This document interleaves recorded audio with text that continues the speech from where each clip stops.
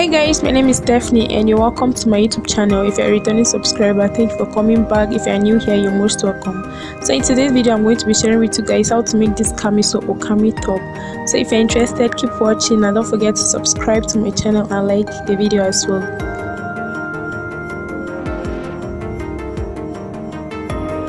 So guys, for this project, this is the fabric I'm making use of, and then I have other materials here, so keep watching. So I've actually gone ahead to fold the fabric into two, and then I'm just drawing this straight line from the upper side, which is actually going to serve as my starting point. And then I'll mark it with a chalk and then use my scissors to cut that off. Okay.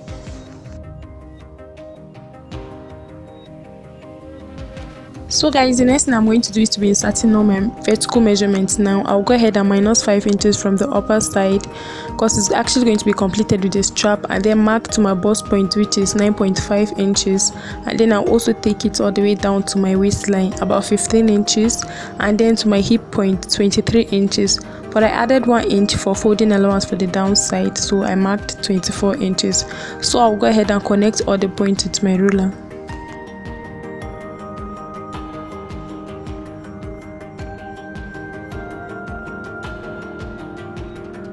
So I'm actually done drawing all the points. So the next thing I'm going to do is to be dividing my shoulder by 2, which is 7.5, and then I minus 1 inch from it, so I'm inserting 6.5 inches.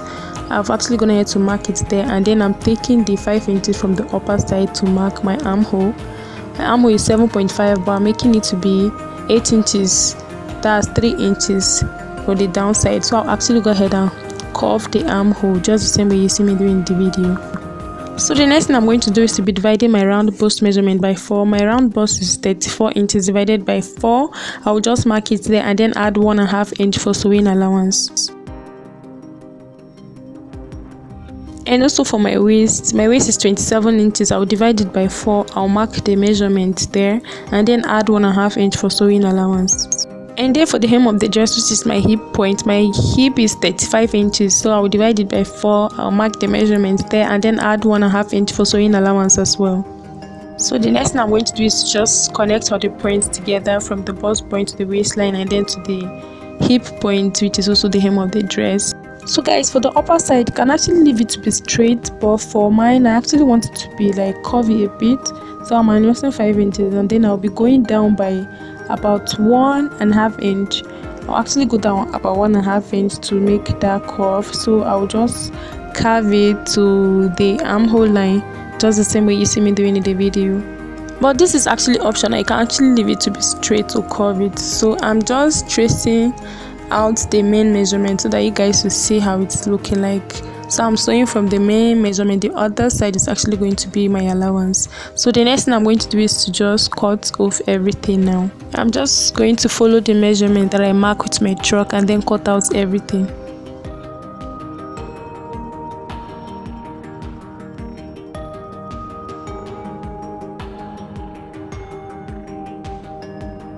So I'm actually done cutting it, as you can see how it's looking. So this fabric is not stretchy at all, so if you're working on a fabric that is not stretchy, please just add like 1/2 inch or 1 inch for ease. So I'm actually going to use this front piece as a template to cut the back piece. Both the front piece and the back piece are actually going to be the same, so I'll just place it on it and go ahead and cut out everything just the same way the front piece is. There's no zip allowance, okay? So I'm just marking this to know the wrong side of the both pieces. So the next I'm going to do is to be turning the neckline with a strip of fabric that is measured about 1.5 inches wide and is long enough to go around the neckline. So with the right side facing the wrong side of the piece, I'll place it and then sew it on my sewing machine and do the same thing to this other piece as well. So guys, I'm actually done doing that. As you can see, I actually placed the right side of the strap on the wrong side of the piece and then I sew it around and turn it to the other side. So the next thing I'm going to do is to fold it twice and then I'll take it to my sewing machine and then carefully place it and then sew it around, and then I'll repeat the same thing with the other piece as well. So as you can see, I'm actually done doing that with the both pieces. So I've actually gone ahead to place the both pieces with the right sides facing each other, and then I have these two long straps that will actually be going from the armhole and then to the strap that is actually going to complete the measurement. It's measured about 1.5 inches wide, and then it's long enough to go round the armhole. So I'm placing with the right side of the strap facing the wrong side of the fabric. As you can see, the both of them are actually facing each other. The two right sides are facing each other. So I'll place the right side of the strap facing the wrong side of the fabric, and then I'll go ahead and just pin down everything from the armhole.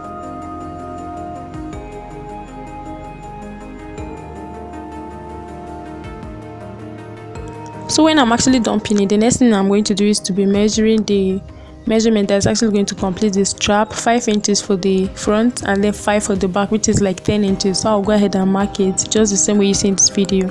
So I'll carefully take it down and then pass it through to the back and piece so that it doesn't twist. So this is actually the tricky part, okay? Just take it down carefully in such a way that it will not twist, okay, and pass it all the way through to the back and then pin it down as well, so that when you take it to your sewing machine to sew, it's much more easier.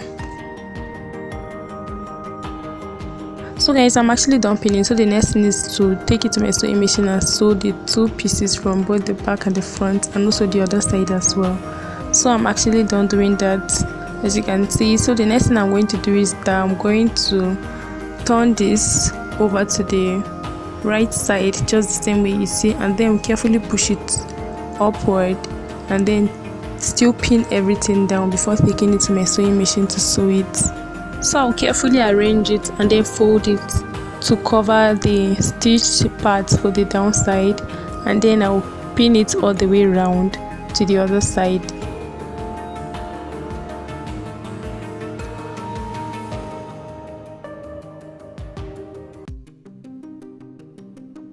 So guys, when I reach this very point, I'm actually going to be folding the downside and the upper side to lap on each other so that it will not be too dirty. So I'll fold the downside first, and then I'll fold the upper side to cover it down, and then I'll also pin it down.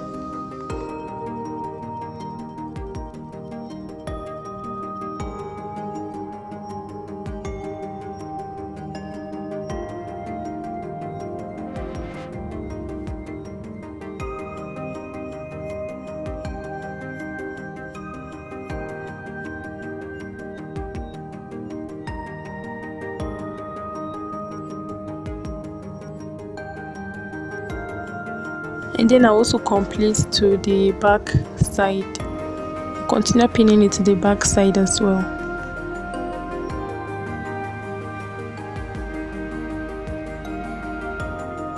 So this pinning really took a lot of my time, but yes, it was actually worth it, because at the end of the day it was much more neater and much more easier for me to sew on the sewing machine.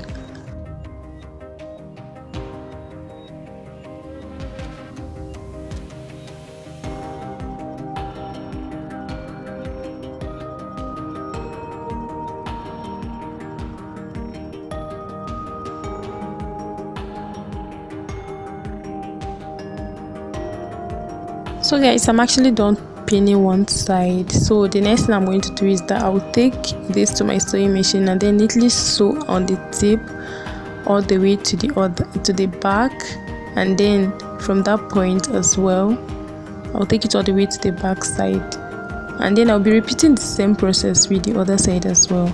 So guys, I'm actually done sewing. As you can see, I'm done sewing the both sides, as you can see in this video. So the next thing I'm going to do is that I'm going to place the right sides of the two pieces facing each other, and then I'll take it to my sewing machine and sew about 1.5 inch that I left for sewing allowance for both the right hand side and the left hand side. So guys, I'm actually done sewing the both sides, as you can see. So I've actually decided to create a slit for the downside from the hip line. I moved up by 5 inches. This is actually optional, okay? So I moved up by 5 inches and then mark it over there, and then I will be losing the both sides. So I'll actually lose it and stop at the 5 inches. So I'm done losing, so I'll go ahead and sew it on my sewing machine so that it doesn't lose, okay, with multiple stitches. And then I'll go ahead and fold in by 2 and then sew it down. Sew it all the way down, and then I'll repeat the same thing to the other side as well. So guys, I'm actually done doing that. I even went ahead to fold the downside. I created a slit for the side and then fold the downside as well. So you guys, this fabric is not really stretchy. That was the reason why I had to put the slit at the downside, but this is actually optional. If you don't want the slit, you can actually create allowance. You can add allowance for ease so that you can take it off easily and still put it on easily, since there's no zipper on the top. So you guys, thank you so much. This is the end result of it. Thank you for watching. If you are still here, please don't forget to subscribe and like the video. Thank you so much, and I hope to see you in my next video. Bye. So this is the end result of the top.